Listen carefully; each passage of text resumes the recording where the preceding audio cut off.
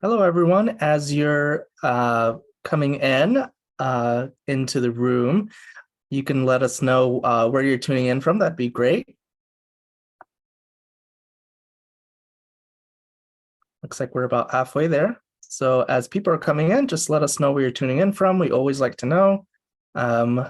We know we always have our Connecticut crowd, but I'm sure we'll have people from all over the region, maybe all over the country. Or let us know what brought you here tonight. Looks like we have someone from New Jersey tonight in Newport, Rhode Island. We'll get started in about 10 seconds.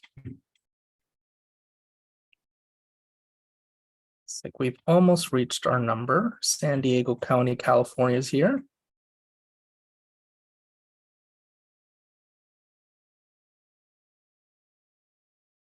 Manhattan, Connecticut, welcome. Houston, New Orleans. All right, I'm gonna go ahead and get started. Hi, if it's your first time here, I'll introduce myself. I'm Omar Acevedo, and I'm the Literary Program Coordinator here at the Mark Twain House and Museum in Hartford, Connecticut. First, I'd like to thank our sponsors. Our virtual programs are produced in part with support honoring the late Frank Lord. We are happy to honor his memory with these programs. And we are also incredibly grateful to the Wish You Well Foundation and Connecticut Public WNPR for supporting all of our virtual programs. Please consider supporting our museum by becoming a member. All members receive free admission to our author programs, the house and museum, year-round discounts in the store and cafe, and more. I'll put a link in the chat right now, and you could take a look at that and consider becoming a member. Now on to our program this evening. I'm delighted to host this program for These Are the Plunderers, How Private Equity Runs and Wrecks America, which investigates the world of private equity, revealing how it gets profits from everyday Americans, tanks the companies it acquires, and puts our entire economic system at risk. Our first author is Gretchen Morgenson, who is the senior financial reporter for the NBC News investigative unit. A former stockbroker, she won the Pulitzer Prize in 2002 for her trenchant and incisive reporting on Wall Street.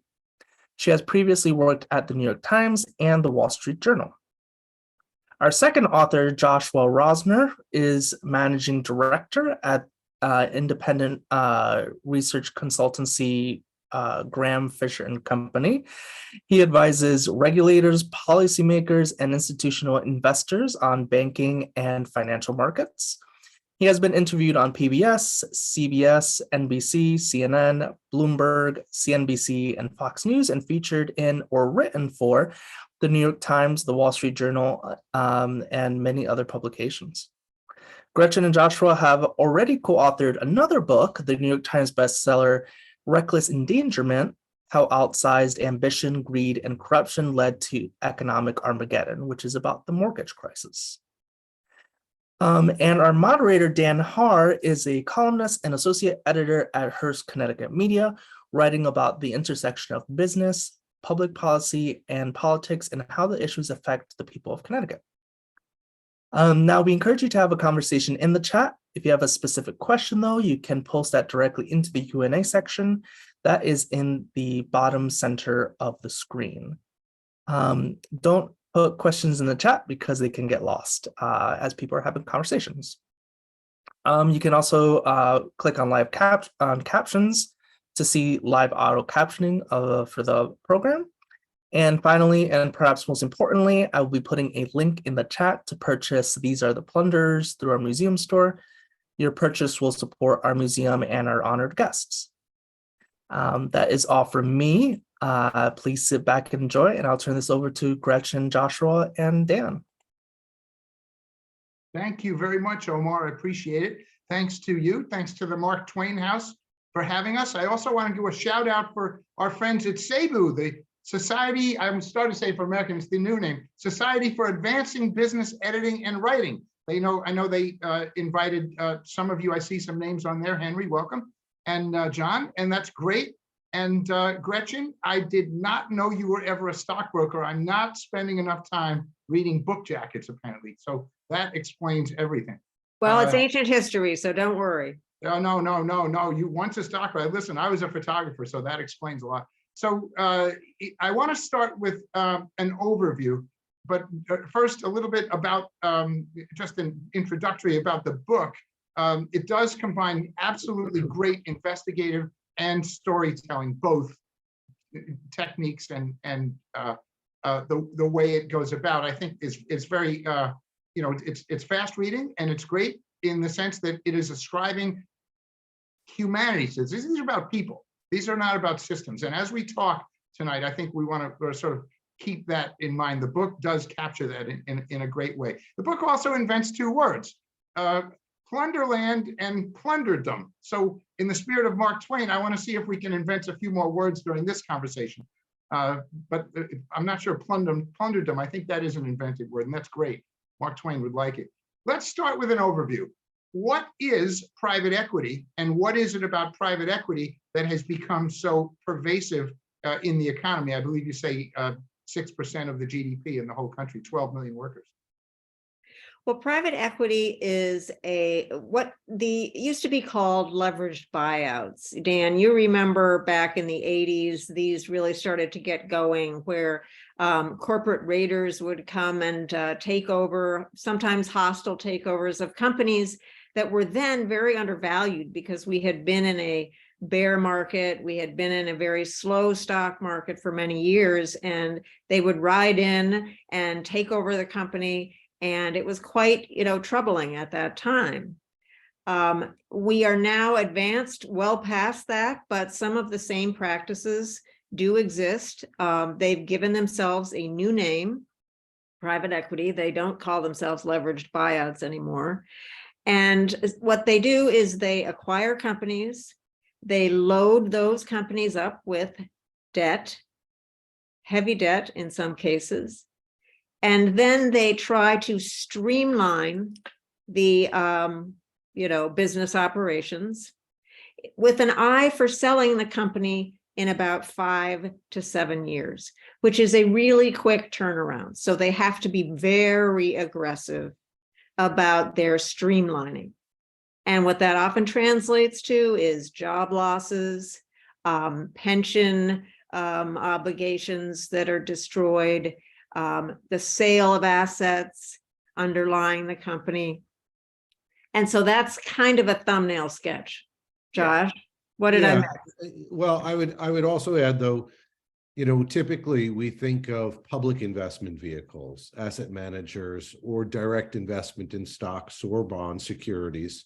These are really private investments in private vehicles rather than in public securities, stocks and bonds of public companies, that are used often to take a company private from public markets through a hostile, or to take a private company and control it, with the goal usually of being able to sell it back into the public markets in an IPO or a public listing, unless of course they're able to, which is more and more likely, get their money out quickly without having to go to the public markets and either leave the carcass on the doorstep of society or find another buyer to flip it to. So let's pick up on that word carcass. Is it necessarily short term? And of course, those of us who follow the public markets sometimes decry quarterly profits. The public companies that need to post. Doesn't private equity, if you work for a private company, they're not beholden to shareholders who are eager to see those quarterly profits. Isn't that in some way an advantage, albeit that they're also heavy in debt? That's an advantage, but only because they don't have to report to shareholders. What they are actually doing is reporting to the owners, And if the owners are unhappy with the trajectory of the earnings, i.e. that the company is growing its profits, that it's reducing its costs, extracting cash from the company for the private equity owners, this is their goal. So it's really about this really short-term idea, 5 years or so, that you're going to really flip a company and you're going to take out all that you can before you sell it down the road. So it's not about a quarterly earnings, but you can be sure that these owners are very closely watching every step of the way, the quarterly, the monthly, the annual earnings of the company. Now, it's also important to step back for the listener and remind them that the private equity companies are getting the money that they're using to invest from investors, public pension funds being the most likely, the largest proportion of that. And so they don't have to actually give the public written quarterly statements, but they do update their investors, which are pension funds. And unfortunately, because again, these are private investments, there's not really a way to mark how they're performing other than a guesstimate, right? So unlike a stock, which every quarter you actually can see how the price is done, and you actually have to report the earnings, here it doesn't require the same level of disclosure or transparency. And since we're talking about companies that are private, it becomes harder to find comparatives on which to value them. So they have a lot of opportunity to play games with their investors. Right. Yes. Later, when we get into the middle of what we're going to talk about today, I want to ask you, the reporter to reporter, how'd you get that question? Right. But when we get into a couple of specifics, because there are some things in here that I didn't think were public, and I don't know whether I didn't read the notes sections very carefully enough to know whether they were from interviews or what. But let's get into specifics of the book. What would be you've established this model of essentially, cash takeover and plundering, for lack of a better word. That's your word. What's the best example that you think in the book illustrates that? And an example of a other people's money type of company that was out there where people were depending on that company's success, and private equity came in. Well, Josh found this company. This was the best example that we felt told the entire story. And the way we like to talk about this is private equity benefits, enriches a very small group of already wealthy people, but it has a very wide and broad circle of pain associated with it. So that means it hurts workers, it hurts pensioners, it hurts taxpayers in local communities where if they drive the company into bankruptcy, the tax revenues decline. So it is a big circle of pain we're talking about here that enriches a very small number of people. And the best example is an aluminum company, aluminum producer, smelter on the banks of the Mississippi River in Missouri, New Madrid, Missouri, that Apollo Global Management took over, and within just a few years extracted 3 times its investment, but bankrupted the company and left the workers without jobs and the community in a world of hurt. Josh, why don't you take it from there and talk about some of the specifics? Well, I mean, one of the things that's so troubling is this was the largest employer in one of the poorest counties of Missouri. And it was an aluminum company that had existed since the early 1900s. It had generational employment, thousands of workers. And within 6 months of buying the company, so remember, you had said something, Dan, about cash takeovers, but they're not really cash takeovers. Only a small portion of it is in equity when they take over a company. The vast majority is funded with other people's debt. And so they loaded this company with debt. So when a private equity firm buys one of these companies. The private equity firm isn't taking on the debt. The company that they're acquiring, they place the debt on. So within 6 months of buying this company, largely with other people's debt and with small amounts of equity, private equity firm had special dividend itself, the income of the company, assets of the company, gotten paid back on everything that they'd invested. Meanwhile, they were working to push the electric utility, which remember is a state subsidized utility, to lower the utility rates for the aluminum company, saying that they couldn't make the business work with rates where they were, even though it was really because of the debt they put on the company. Mhm. And finally, the company lobbied politicians, got the electric rates reduced, and then still ended up bankrupting it, passing on the electric utility cost rate increases to other payers in the market, wiping out a third of the tax base for the local school district. So they had to furlough teachers, couldn't afford textbooks, and laying off several thousand workers, really because they were dumb. And the business was viable had it not been indebted to the degree it was.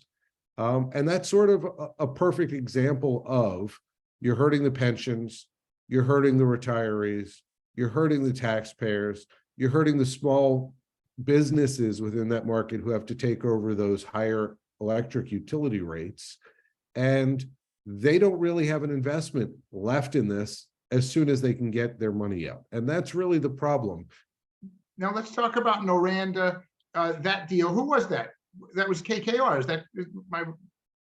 No, that was Apollo, and Noranda was the name of the aluminum smelter in Missouri. Oh, KKR was Samsonite. That's another Correct. good example. No, that was Apollo was also Samsonite. You're killing me with Apollo. I want to talk about the fees, right? Because a very big part of this in both Noranda, Samsung, in all of these deals is they're not just extracting through interest and through higher profits from not paying for investment. They're sort of disinvesting. There's also fees. There were, I think, some $400 million in fees at Noranda, or some large number like that.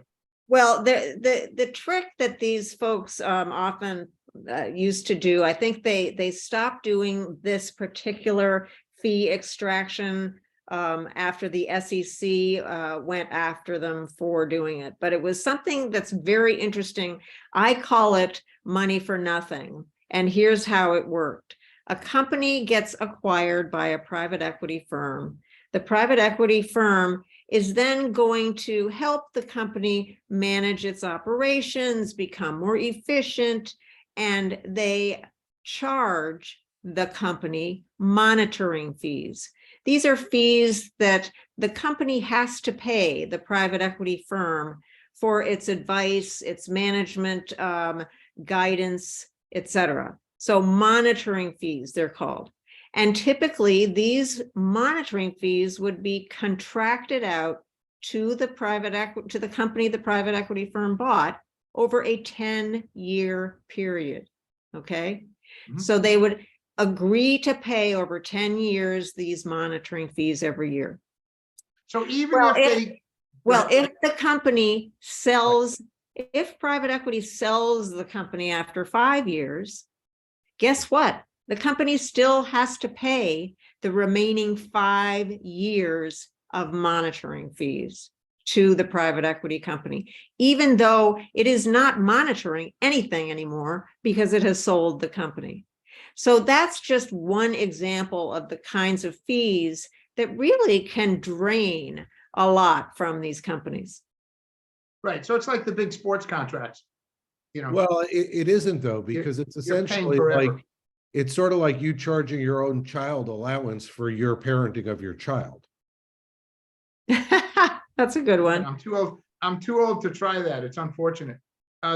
So let's talk about those fees. You later talk about I guess you call it greenwashing or whitewashing the name. These firms and Apollo in particular set aside a foundation of what looked like a lot of money, $100 million, and you compared that to the fees that it had extracted from just one deal. And it was a half or a quarter of the fees from just the one deal. But that question about the good name that they have, unlike some of the banks involved in the mortgage meltdown, certainly unlike some of the previous generation of plunderers, Ivan Boesky, the progenitors, Mike Milken, you mentioned the Milken Institute, unlike them, the private equity firms still do tend to have a good name.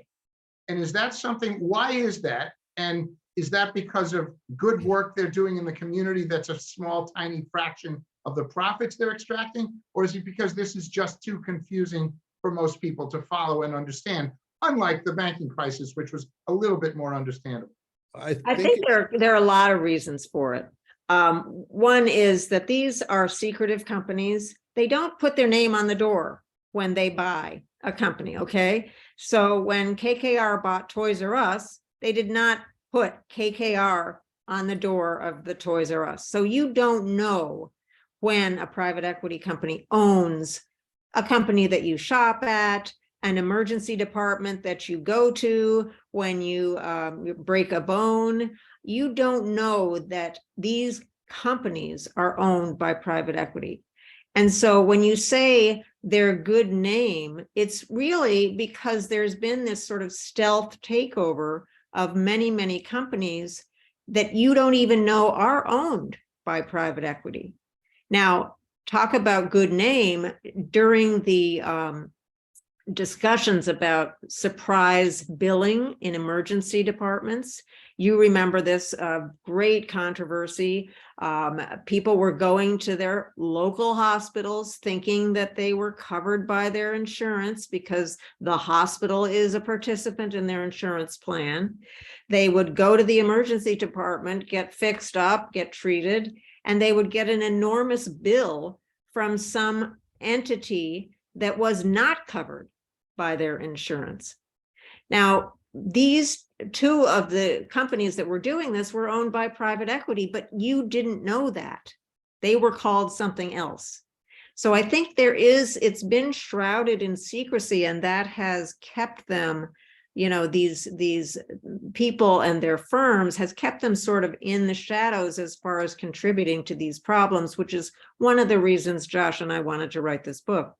Yeah, and I would add that the other side of it is that, this is a fairly unregulated industry.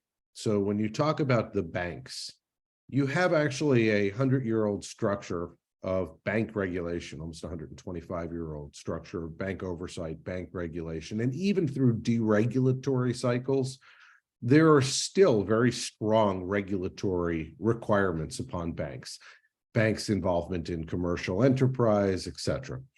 There aren't really similar regulations here, and that has a bunch of implications, including the fact that senior government officials leaving their government employment to go work for a bank got some cachet for the bank, but less impact, because there are rules about a former government official representing a company before the government for 2 years, or if they've been involved in a specific matter on behalf of the government forever. Here, you don't really have the same clear rules because you don't really have the same regulatory agency exposure. On top of that, that actually makes it a very attractive place for government officials to revolve in and out of from. So we've got at least 2 former presidents who've been on the board of or advisors to private equity. We've got several presidential candidates. Wait a minute, are they both named Bush? No, actually, that's Only the one. other thing that's important is this is a capture that is nonpartisan. Okay, both parties are equally owned by this industry. And so you've got 2 secretaries of Treasury who recently revolved out of government into private equity.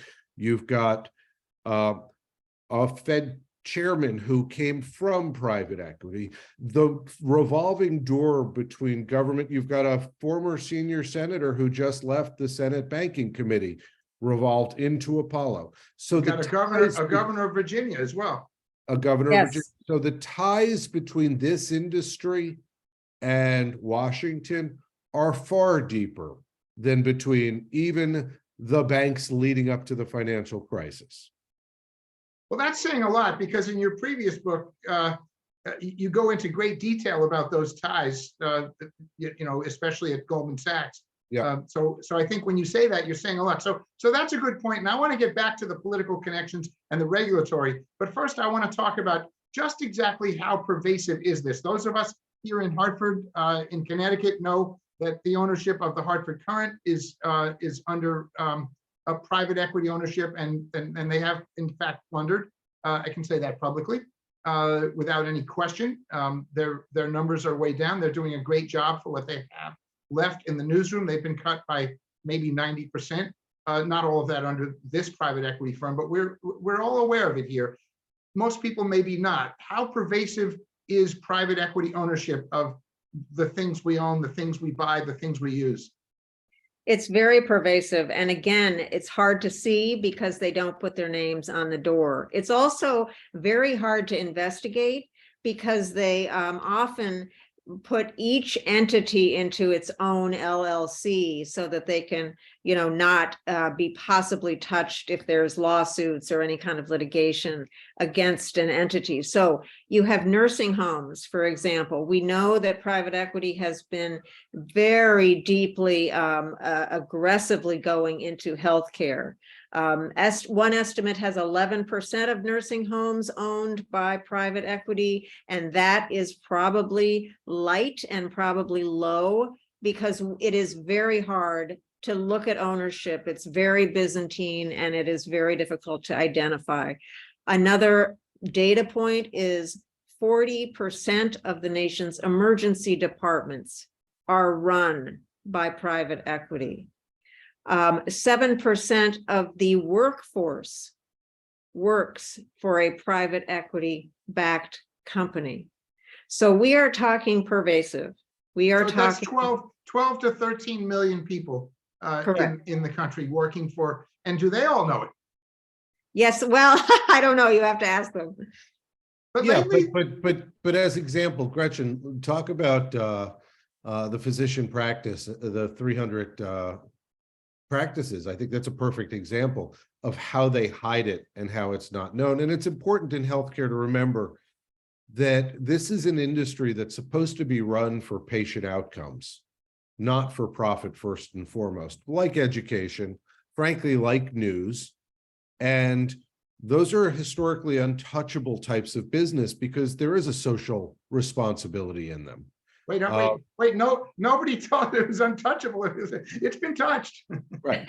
But so there was something called the corporate practice of medicine, which Gretchen can talk to in a full-throated way, especially related to this one practice that she uncovered. Well, let's talk about that. Okay, so the corporate practice of medicine there is laws barring the corporate practice of medicine on the books in roughly 31 states across the country. What these basically are about is making sure that any kind of physician practice is run by a physician, overseen by a physician, so that you don't have the pernicious effect of a profit hungry person running a healthcare entity. Now, these were created back in the early 1900s as a kind of response to the sort of medicine kooks and crooks that would go around peddling home cures, etc. But in any case, they still remain on the books, and they are supposed to be protecting patients from the obvious conflict of interest if you have a profit motive that takes precedent over patient care. Now, so what that means is perhaps diminishing the number of staffers, that you have to run an emergency department so that the costs are lower. As you know, staff is always a very huge part of the cost structure. We found there's an interesting way that some of the private equity firms try to get around the prohibition against the corporate practice of medicine, and that they would install a doctor as the head of a physician practice that was running an emergency department, say. But that doctor was actually reporting to the private equity owned company. The private equity owned company was directing them about, how to treat patients, how to bill patients. And so it was really a fig leaf having this doctor be the sort of in name only owner and overseer. And there was one fellow that we identified who had 300 practices across the country that he was supposed to be overseeing. That he was supposed to be physically overseeing to make sure that things were okay. And this is how they sort of get around it. And this was a structure that was created by the private equity firm. Talk a little bit about the outcomes, especially in nursing homes and especially during COVID. Josh? Well, go ahead, Gretchen, because I then want to add, one of the things that Gretchen pointed out, and I think it's important that you bring this up, but before you go into some of the outcomes, going into COVID, you have to remember, we had seen this consolidation wave, this takeover wave. And so we entered into the pandemic with not only fewer nurses and doctors, but remember, part of the goal here is reducing costs. And so we had fewer ventilators, we had fewer hospital beds, we had fewer supplies that were kept on hand. And that sort of fed part of the outcome that you're asking, Gretchen. All right, so nursing homes is a really, really troubling example. There was in 2021, there was a just blistering study done by, I believe, University of Chicago, NYU, and UPenn academics. And what it did a longitudinal study of outcomes at nursing homes based on their ownership. Okay, so private equity owned nursing homes, for-profit nursing homes, and nonprofit. And what they found was that the private equity owned nursing homes, residents of those homes had 10% higher mortality rates. They found that 20,000 people died. And they said, I spoke with one of the academics, and she said, we concluded that it was this pressure on costs, this pressure to reduce staff that really ended up creating these problems for the residents. Now, Sarah, I see your question about regulation efforts, and we're going to get to that in a minute. I just want to first continue on the healthcare discussion. I covered here in Connecticut the takeover. It ended up being a different entity that took it over, but a Tennessee-based private ownership, I don't know if you call it private equity, private hospital company, moved to take over 3 hospitals in Connecticut. This was some years ago, 8 or 10 years ago. Those hospitals were undercapitalized. Those hospitals were not able to invest in the way that they needed to invest. Those hospitals had about a 2% annual surplus, where a hospital needs about a 4% in order to keep up with both building and equipment and personnel improvements. And so they came in and they persuaded me as an opinion columnist that they were doing the right thing by these people. They got one of the 2 unions on board, not the other, but they were promising that they were going to be able to invest. And so when I wrote that this is probably a better solution than having 28 hospitals in Connecticut, many of which were independent and too small to be independent, was I an enabler? And let's talk about those enablers. Was I wrong in saying, gee, they're coming in with money and they're going to spend it? Well, what often happens, Dan, is that they say they're going to spend money. They make promises about the investments that they're going to make, and it doesn't quite end up that way. Now, we have a perfect example in the book of a nursing home company, very large, that was taken over by Carlyle, which is the Washington-based private equity giant. It was called Manor Care. Manor Care. Manor Right. Care. Okay. And Carlyle took it over, and they promised, specifically made promises, that the care was not going to be diminished because people were worried. People were concerned. And some of the unions that had representatives working in these nursing homes were concerned. So Carlyle comes out and makes a pledge. We are going to keep care up. We're going to maintain these buildings. We're going to invest. It didn't happen. It didn't happen. The Washington Post did an incredible expose on the terrible outcomes and the lack of staff and the filth and the problems that these residents were experiencing in these homes. But meanwhile, Carlyle sells all of the real estate underneath all the Manor Care properties and gets all its money out when it does that transaction. Now, what that ends up doing is making the nursing homes now have to pay rent, increasing their costs. And from that moment on, the company was under duress, and it ultimately filed for bankruptcy. Yeah. So that's a kind of a really good example of promises that are made, promises that are not kept. By the way, those two hospitals are now that deal fell through, and they're now being taken over by Yale New Haven, which is not private equity, but which brings its own set of issues. And so that brings me to the point that aren't there always issues with whatever system you have in place, or is this particular system of capitalization, for example, Medicaid reimbursement rates were behind a lot of the difficulties at nursing homes, as you know. Is there something about private equity? Is it the people? Let's talk about Leon Black at Apollo. He's a key figure in the book, right? Is this a personal thing, or is it about the system that's broken? So I would start by pointing out that really, debt is poison if used in excess, and palliative if used, without really forethought. And what we have here is a model where, in and of itself, it's not an evil model. If you're a long-term investor, if you're putting significant amounts of equity and understanding that you are going to put more equity in to build the business. But if it's a business that in the first place was undervalued, it may be undervalued because it's not a wonderful business.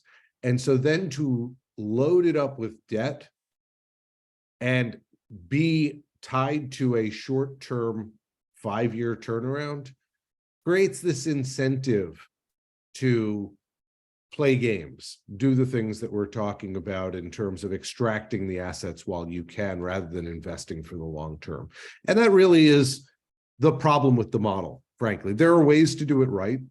We don't really see that many of them in this sector of the world. In other words, in the private equity world as treated today. It could be done, but that's really more what we think of as traditional capitalism, where the purpose of, or the promise of capitalism is to aggregate and allocate private capital through society for a productive purpose, right? This is the opposite of that. This is to aggregate and allocate private capital, other people's private capital, for the general partners and limited partners purpose.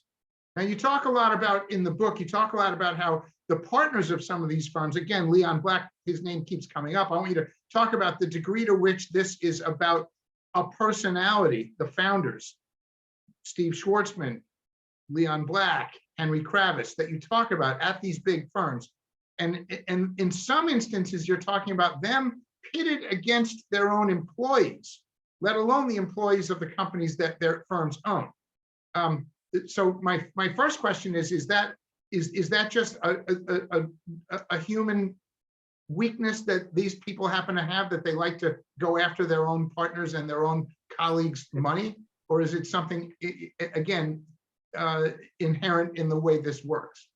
I would focus more on how they treat, how the business model and them, I mean, these things don't operate in a vacuum, how their business model and their approach really harms the workers of the companies they buy. Okay, you know, when these are publicly traded companies. Blackstone has a stock that trades. Apollo has a stock that trades. It's now called Athene. The people who work for those entities, they get pretty wealthy. So I'm not sure you have the underlings of some of these high flying executives really arguing with them and angry with them. I think people go into this industry to get rich, and a lot of folks are. So the average income of some of these shops is really pretty staggering. It's really about the people, the other people, the outsiders, that is where we want to focus. And this also goes to the pensioners. You know, if the pension is gutted, they of course lose out. And the taxpayer, as in the Noranda, the school children, the other ratepayers in Missouri who ended up paying. I mean, it really is quite unusual that these kinds of operations can have that big an impact and negative an impact for so many. And taking it even a step further to make it more understandable for a person not familiar with the industry, if you think about the fact that you go to your dermatologist, first of all, I wonder how many of the people who are listening have ever asked their dermatologist if their dermatologist's practice is owned by private equity at this point. But then let's assume that, you know, in some cases it will be. One of the things that you'd start noticing is that because of the structure of the incentives and the debt that's been put on the business and the stripping away of the real estate, it's harder for that practice to remain viable and profitable. So what do they have to do? They have to start doing more procedures to generate more income. So you're finding more and more and more procedures being done for, as example, skin cancer biopsies, where they still don't have a higher incidence of being skin cancer than they did 20 years ago, but we've seen about 250 times increase in the prevalence of those procedures since 1990. Some of that is defensive medicine, of course. Well, not if they're not finding any higher incidence of skin cancer than they were. And so a lot of these activities are being done to generate the income to cover the costs. And that results in higher healthcare costs throughout the entire system. And that's the discrete areas. Let's That's talk. Let's get to veterinary, et cetera. Yeah, let's get to that question about regulatory. Sarah, one of our participants, are there any efforts to regulate the private equity industry? This is a big topic. You handle it toward the end of the book, and there is some hope, apparently. Talk a little bit about the SEC move and what happened to that in 2021 and 2022. Well, Josh, you did most of the work on that, so take it away. Well, I mean, unfortunately, there have been moves to improve the disclosure requirements, but that really is the degree at this point of the SEC's authority, right? The SEC's job is to protect investors, but again, most of the investors here are what are called qualified institutional buyers. They're sophisticated investors. The amount of disclosure that's due to them is not at the same level as it is if it were just a retail average investor. And so there's not a lot of specific disclosure requirements that are due to the pension funds, the endowments, that trickles down to the average pension investor, individual. And so that's part of the problem is you don't have a lot of oversight authority at the SEC. You have almost no direct regulatory authority. There is no prudential regulator, unlike banks who have the Federal Reserve, state banking regulators, the Office of the Comptroller of the Currency as primary prudential regulators. There are no regulators here. Well, now, wait a minute. Now we're getting into your previous book. They didn't do none too good a job either. Well, but they at least had a job to do. Yes, that's Right. right. But now there have been proposals for the SEC with one commissioner especially who was pushing, and there was a draft of some reforms that would, for example, speed the time with which they had to hold on to things before they started extracting profits. Right. What happened? Well, so as often happens, first of all, you've got a 5-member board at the SEC. You need a majority to vote for things. There is a willingness to do new rulemaking. The problem is that there's several problems. One, again, the authorities aren't clearly delineated outside of disclosures. And if you go far beyond that, in the wake of the EPA West Virginia lawsuit, you have the regulators now scared that if they end up putting out rulemaking that is going to be strong enough, prescriptive enough, you'll end up with the industry challenging it, suing the SEC, and it potentially getting to a Supreme Court that seems to have become somewhat politicized. And that Supreme Court might, in fact, use that EPA decision to say, well, any disclosure that's forced upon these companies is a violation of their constitutional rights and would be classified as compelled speech. So you've got a somewhat hesitant SEC right now that really isn't aggressively willing to go after the industry.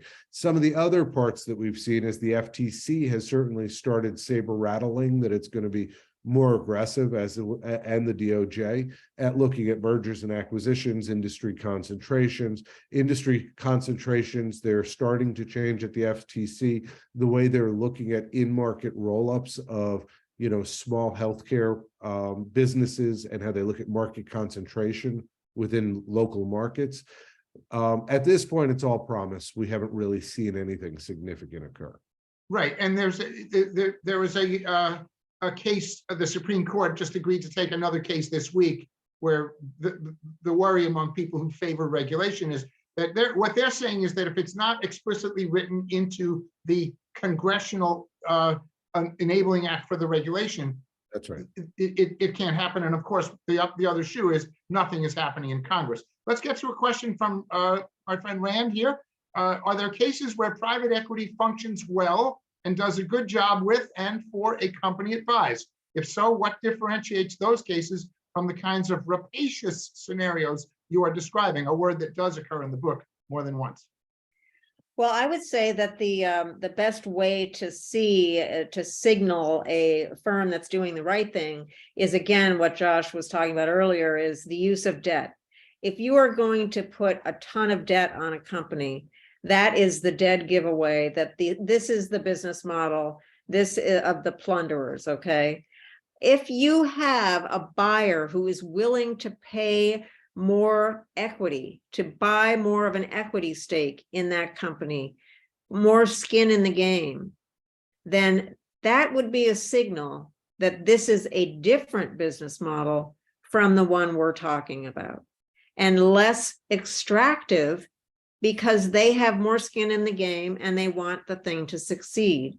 So I think debt, again, is crucial and key to how you look at whether these firms are doing, right by the vast majority of participants or only doing right for themselves. Right, and how do you find that out? It's not so easy. When I've looked into it, it's not, there isn't, 8Ks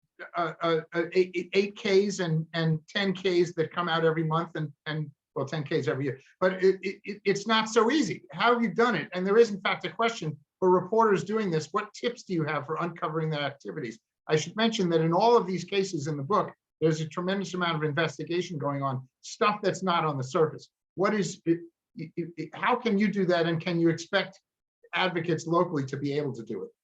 Well, when you issue debt as a company, public debt, you do need to file some regulatory filings that talk about the performance, financial performance of the company. So just because it doesn't file a 10K or a 10Q doesn't mean that there isn't information out there about it.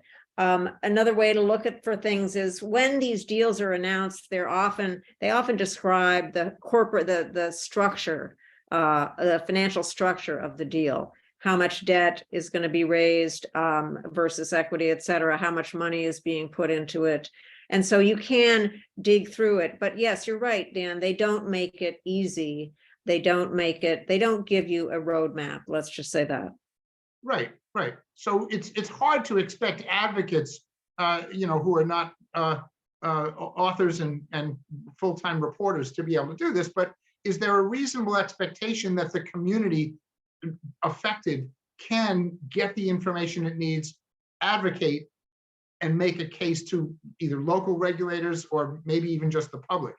It's funny we always hear the words politics is local. I would argue that the easiest way for the person who doesn't have the resources or the time to really dig in to figure it out is to assume that they're local businesses that are not big box businesses, are not private equity funded, where some of the larger industries to which they're tied. If everyone in this conference were to ask the key businesses that they interact with, who their ownership is, that would probably begin the process of shining a light where it needs to be shown. Mhm. And I think if we all got in the practice of thinking about who we're buying from, who we're using to provide services to us, who they are, what their ownership structure looks like, that would be part of the answer. On top of that, again, since the private equity is driven by pensions and endowments and retirement accounts, it really is the responsibility of people who have money in pension plans and retirement accounts to become more engaged in asking questions Mhm. of their plan. Mhm. Where is my money performing? That's really a great point. And I've seen some questions, Dan, come up in the chat about pensions. It's really crucial that we talk about pensions being the enablers of this practice and of these pernicious outcomes. And that's something that we really has been mystifying to me, particularly because in recent years, the investment returns associated with private equity have fallen, have diminished, and are now roughly on a par with a low-cost S&P 500 index fund. So, in the early era of private equity, they were able to make the argument to the pensions, yes, invest with us and we will help you pay your obligations down the line. Many pensions are underfunded. They were desperate to be able to create a situation where they could maybe pay or become more funded. And that was an outcome for a long time, but it no longer is.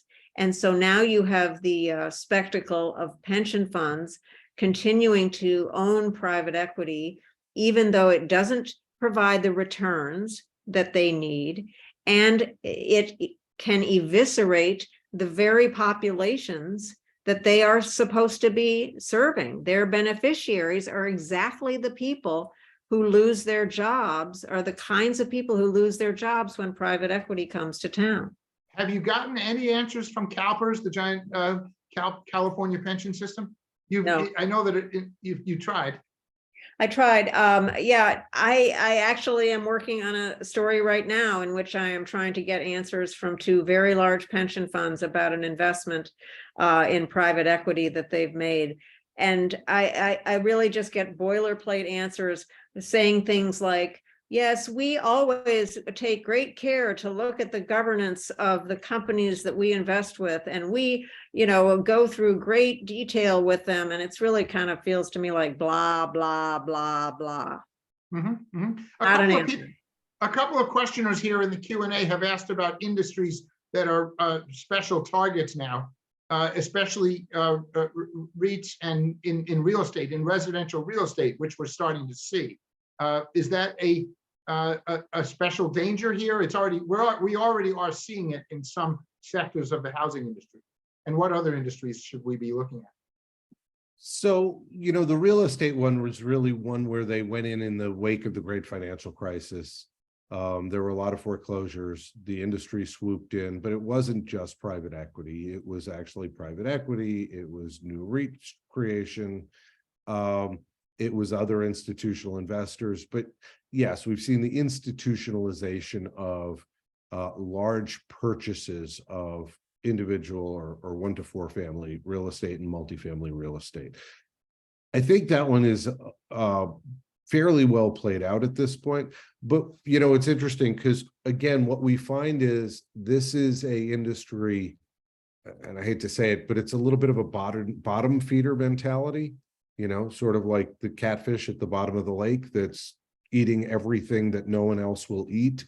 And so as we're seeing fossil fuels become unpalatable for public companies to be involved in, as we're seeing heavy polluting industries become more and more difficult for public companies to manage, to own, and to remain within what we call ESG expectations, they are shedding those businesses and they're being picked up by private equity. And so private equity then will then turn and say, well, we're committed to ESG, we're investing in renewables, as example, while their carbon footprint continues to rise because they're also buying these heavy polluting industries as sort of the way to extract the last ounce of oil from those industries. So it really is a disfavored industry approach, or an industry that is historically been not driven for maximization of profits, as we discussed, like healthcare, et cetera. Right. One of the things that I think is an interesting question is one that Hannah asked about why would a company sell itself? Yes, that's right. I was going to get to that. Yes. Right. And I think that's an interesting question. When I was on the street, one of my mentors used to say to me, honestly, there's only 2 reasons for a company to ever go public. Either management is getting old, tired, and just wants to cash out, or it's a company that has a very high cost of capital. It's having a harder and harder time either earning a return, or it's very capital intensive and it's expensive business to run, in which case access to the capital markets on a regular basis is a positive. And I think to some degree, that's really the answer here, is we have a lot of these medical practices have been owned by, and the healthcare, the nursing homes and the hospitals have been owned by companies where the investment in the business is so high, the cost of investing in it and staying on top of it is so high, or you've got a doctor who's built something and wants to actually be able to get paid for it and retire. And so those are really, I think, still the same reasons here, which is you don't have necessarily the option but to sell. It's a life cycle issue quite often. Was that the case with Samsonite? No, no, Samsonite was just a situation where the debt of the company had been in that insurance company that failed, which was Executive Life way back when in the early 90s. And so it became a kind of a football that was tossed around between these people who were buying distressed debt. That happened to be one of the companies that was distressed. We would be remiss, we're coming to the end here, but we would be remiss if we didn't talk about Leon Black and Executive Life in that deal that sort of catapulted him to being one of the great progenitors of this modern form of LBOs. Could you talk for a minute about him and that? And was that a matter of personal greed and avarice, or was it, again, just the system? Well, it was a very shrewd trade. Okay, so Leon Black had been a corporate finance executive at Drexel Burnham Lambert, who did all of the junk bonds. The Executive Life Company bought a lot of those junk bonds. Then we had a big crash in junk bonds when Drexel failed, and when the S&Ls started to fail, they also were big buyers of it. So you had a market crash in that particular security, junk debt. Well, so Executive Life is on the precipice And the Department of Insurance takes it over, decides that they're not going to rehabilitate it, they're going to sell it. And so they sell it to a French bank, and the money manager, the investment advisor to that French bank, is Leon Black and his new partners in the firm that then becomes Apollo. It was a huge score because he knew those bonds cold. He had actually done the financing for many of these companies. He knew the operations. He knew that this was a temporary, correction in junk bonds. He knew there was going to recover, and he happened to get it at the bottom and then rode the wave. Unfortunately, policyholders lost out, and they lost billions. And more than lost out, Gretchen, I think for people who haven't read the book yet, I think it's worth you going into a little bit more about what that actually meant in real. For instance, we talk about a young girl, a toddler who was mistreated at a hospital, won a malpractice award. Her parents were instructed to buy an executive life policy to cover her payments for the rest of her life. This was a situation that a lot of people were in, and she ended up getting millions of dollars less than what she had been promised by the company because of this transaction. She was just one person, and there were a lot of people like that. And they lost their case ultimately, not that family, but the pensioners and the annuity holders, because a judge said that the insurance commissioner who forced the sale of the company, that insurance commissioner being John Garamendi, now a congressman from California, screwed up, and if he had only held on to the debt, it would have recovered. What do you make of that? That's crazy, right? Well, John Garamendi was not an investment advisor, and, he was, I suppose, thinking that he was doing the best deal he could I think he really wanted to be a hero, and I think it just did not work out that way. He wanted to ride in, take over this company, solve everybody's problems, and unfortunately, the outcomes were bad. But to take the other side of that for a second, but there were plenty of people who were warning, even at the time, that he was selling the assets at the bottom, that he was allowing himself to be cherry-picked and played by Leon Black's group, and that it should have been a more competitive bidding process for the assets, which it wasn't. And so Leon Black and his team were able to get the assets at close to a 50% discount over what even others thought the market value was at the time. I see the wonderful face of Omar Acevedo. Do we have a minute to wrap up here? Yeah, sure, absolutely. Okay, good. I just want to quickly get a little bit more on Leon Black, and then a closing question. Leon Black is driven out years later, just recently in the last couple of years, driven out of his own firm, not by any financial shenanigans, but by his close, and I mean very close, association with Jeffrey Epstein. And talk about that.